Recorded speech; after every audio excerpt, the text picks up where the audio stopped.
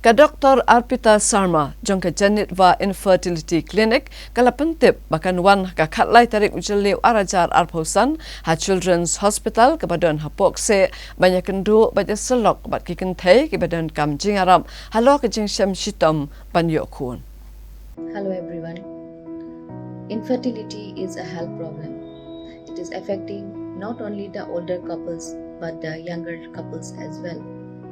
So if you are one of the couples fighting against infertility, recurrent miscarriages or multiple IVF failures, then get a second opinion with us in Shillong Children's Hospital, Boxe.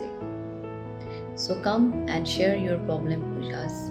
Explore the newer fertility options coming up in the field of infertility. We are here to help you out.